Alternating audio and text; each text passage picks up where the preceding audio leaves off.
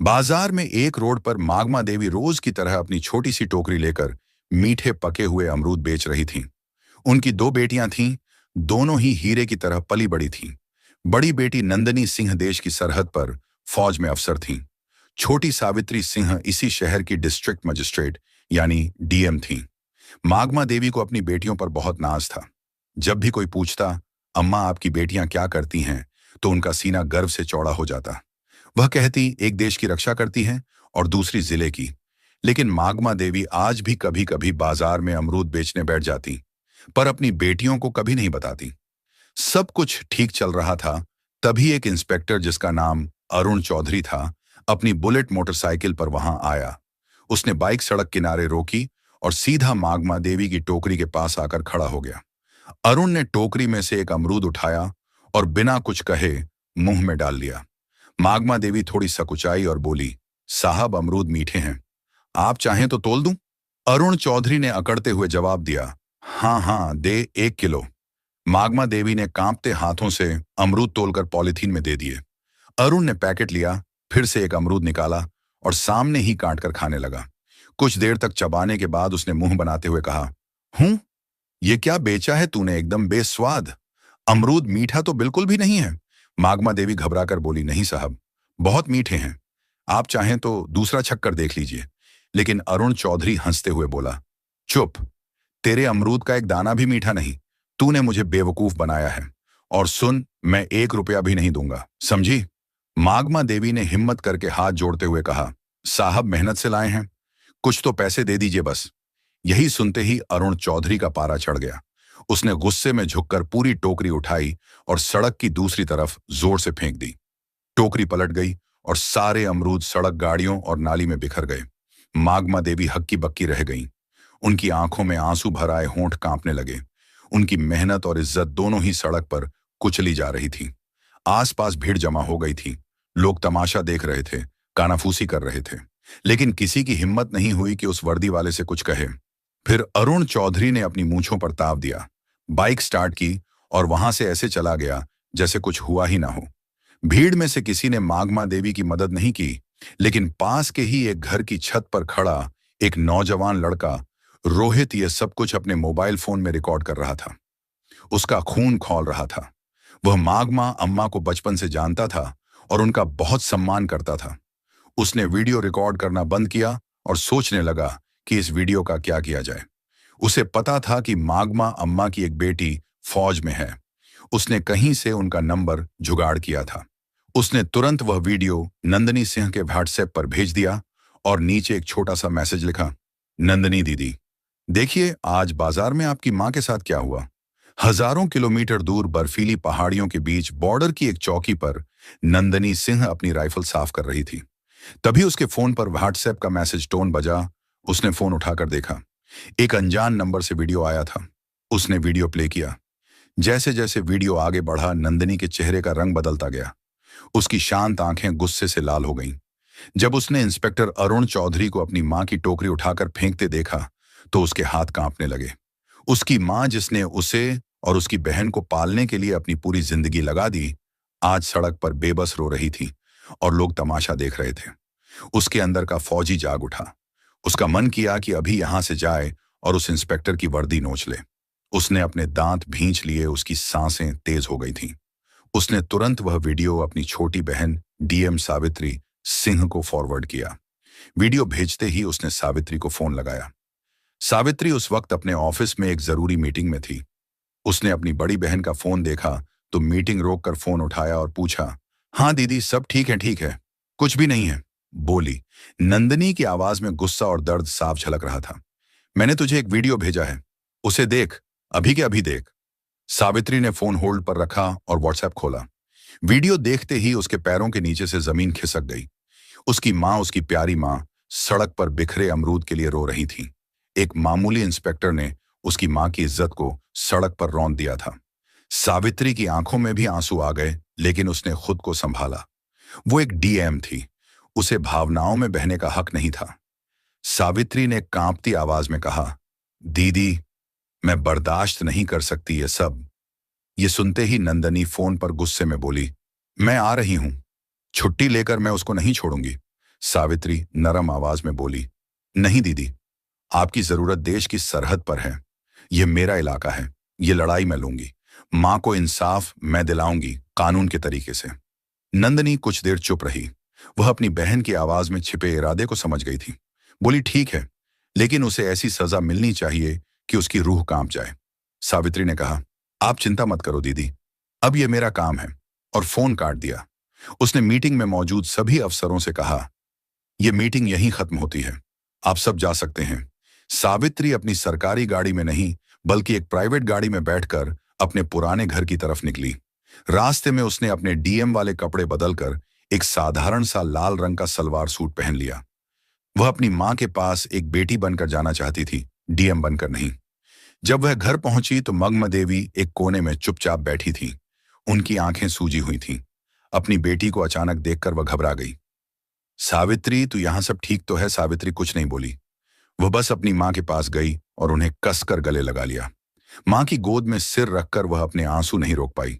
मां, आपने मुझे बताया क्यों नहीं? मागमा देवी ने सिसकते हुए कहा, क्या बताती बेटी, मैं नहीं चाहती थी कि तुम लोगों को कोई परेशानी हो, और वह पुलिस वाला है। छोड़ उसकी बात। आज तू इतने दिनों बाद आई है, आज मैं बहुत खुश हूं। सावित्री ने अपनी मां के आंसू पोंछे और उनका हाथ अपने हाथ में ले लिया और बोला, अब आप गरीब और अकेली नहीं है मां। आपकी बेटी इस जिले की मालिक है।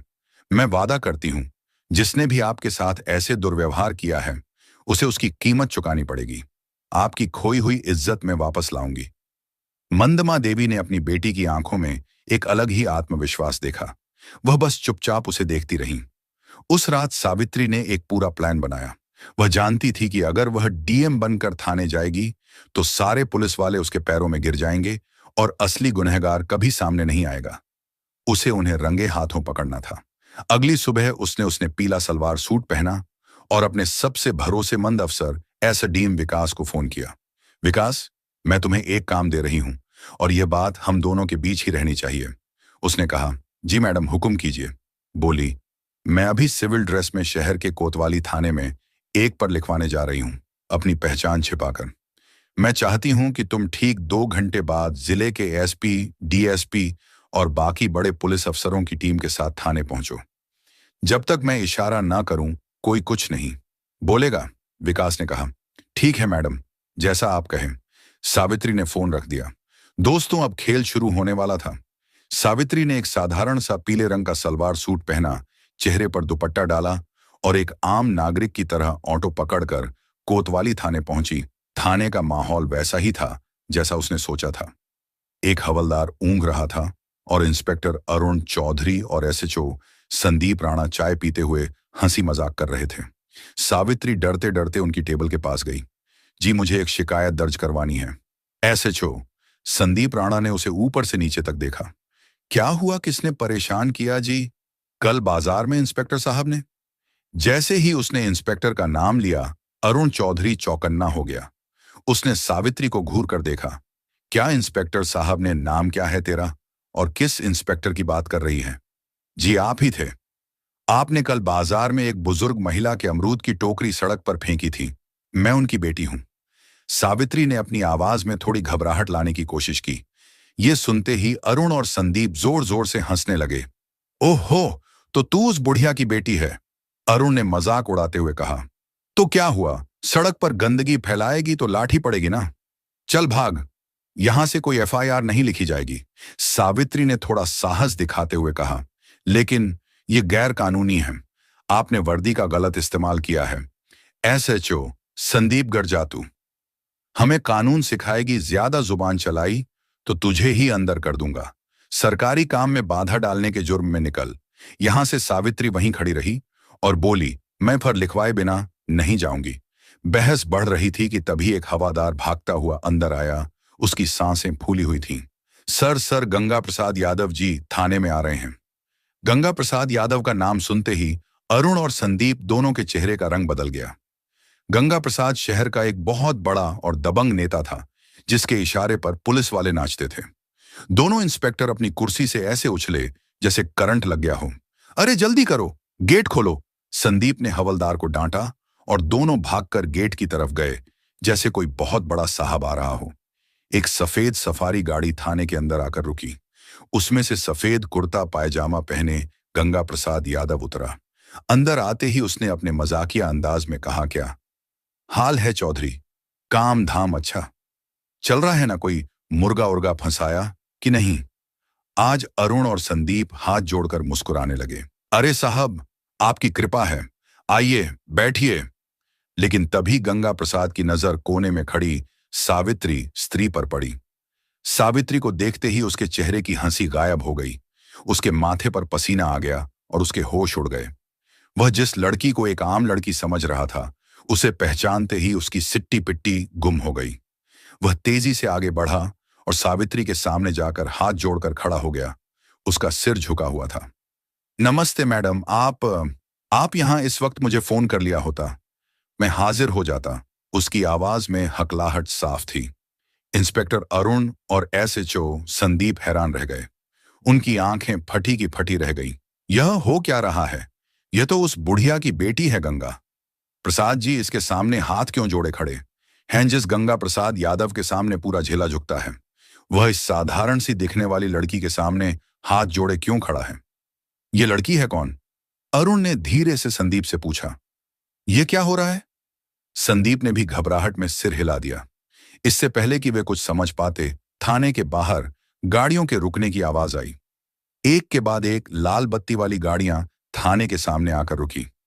गाड़ियों से डीएसपी, एसडीएम और जिले के कई बड़े आईएएस एंड आईपीएस अफसर उतरे और तेजी से थाने के अंदर आए। वे सब आकर चुपचाप सावित्री के पीछे लाइन बनाकर खड़े हो गए, जैसे अपने सीनियर को रिपोर्ट कर रहे हों। अब थाने में सन्नाटा था। सिर्फ पंखे की घर घर की आवाज आ रही थी। अरुण चौधरी और संदीप राणा पत्थर के बुद्ध बन चुके थे। उनके हलक सूख गए थे। माथे पर पसीने की बूंदें चमक रही थीं। तभी डीएसपी ने आगे बढ़कर गुस्से में अरुण चौधरी की तरफ देखकर कहा, इंस्पेक्टर तमीज से खड़े हो जाओ। तुम जिले की डीएम मैडम सावित्री सिंह के सामने खड़े हो। DM madam. यह शब्द किसी बम की तरह थाने में फटा। अरुण और संदीप के पैरों तले जमीन खिसक गई। उन्हें लगा जैसे किसी ने उनके कानों में पिघला हुआ शीशा डाल दिया हो। वे कांपते हुए सावित्री को देखने लगे, जिसे वे कुछ देर पहले अमरूद वाली की बेटी कहकर बेइज्जत कर रहे थे। सावित्री की आंखों में अब एक आम लड़की की घबराहट नहीं, बल्कि एक डिस्ट्रिक्ट मैजिस्ट्रेट का रौब और गुस्सा था। उसने अपनी ठंडी और कड़क आवाज में कहा, inspector Arun Chaudhary and SHO Sandeep Rana, दोनों की आत्मा तक कांप गई। You are suspended with immediate effect. Savitri ने आदेश दिया। एसडीएम साहब, इन दोनों के खिलाफ वर्दी की ढांस दिखाने, एक आम नागरिक को अपमानित करने और अपनी ड्यूटी ना करने के जुर्म में फर्ज दर्ज कीजिए। साथ ही इनके खिलाफ एक विभागीय जांच भी बिठाई जाए। एसपी साहब ने तुरंत अपने मातहतों को इशारा किया और दोनों इंस्पेक्टरों की बेल्ट और टोपी उतरवा दी गई। कल तक जो शेर बने घूम रहे थे, आज बीगी बिल्ली की तरह सिर झुकाए खड़े थे। तभी नेता गंगा प्रसाद यादव ने हिम्मत करके कहा, मैडम नादान है, गलती हो जाती है, माफ कर दीजिए, मैं समझा दूंगा इनको। सावित्री ने घूमकर गंगा प्रसाद को ऐसी नजरों से देखा कि वो कांप गया। नेताजी, यह नादान नहीं, सरकारी वर्दी में छुपे गुंडे हैं, और जहां तक समझाने की बात है तो अब इन्हें कानून समझाएगा। और बेहतर होगा कि आप इस मामले से दूर रहें, वरना जांच की आंच आप तक भी पहुंच सकती है। गंगा प्रसाद यादव का चेहरा सफेद पड़ गया। वह समझ गया कि इस नई डीएम से टकराना आसान नहीं है।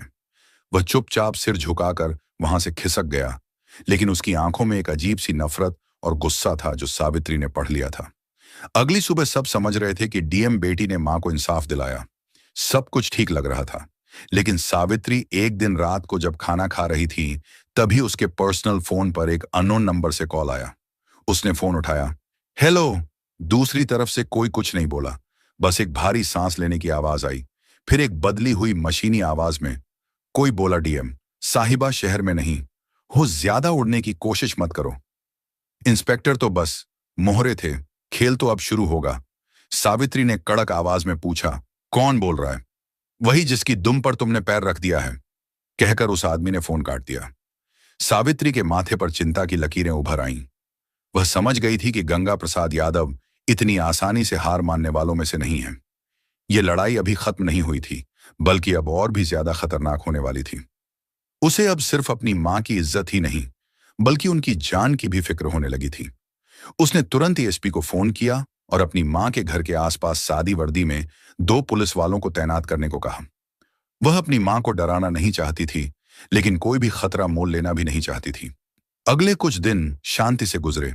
सावित्री को लगा शायद उसकी चेतावनी काम कर गई और गंगा प्रसाद यादव पीछे हट गया है, लेकिन वह तूफान से पहले की शांति थी। एक सुबह जब मागमा देवी बाजार में अपने अमरूद की टोकरी लगाकर बैठी ही थी कि अचानक पुलिस की 3 गाड़ियां वहां आकर रुकीं। उनमें से एक नया इंस्पेक्टर उतरा, जिसे सावित्री नहीं जानती थी। उसने मागमा देवी की टोकरी की तरफ इशारा करते हुए कहा, हमें सूचना मिली है कि इन अमरूदों की आड़ में नशीले पदार्थों की तस्करी हो रही है। तलाशी लो। इससे पहले कि कोई कुछ समझ पाता, एक सिपाही ने अमरूदों के नीचे से भूरे रंग के नशीले पदार्थ निकाले और चिल्लाया, सर मिल गया।